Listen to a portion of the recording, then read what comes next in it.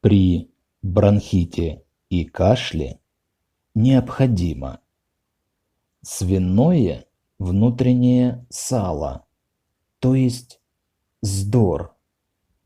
Это сало от кишок, имеющее вид сеточки. Оно кладется в чугунную посуду и ставится в печь или на очень маленький огонь. Растопленное сало сливается и становится в холодное место.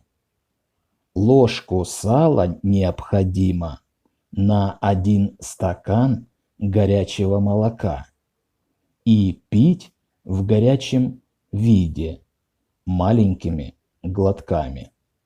С вас подписка на канал и, конечно, лайк.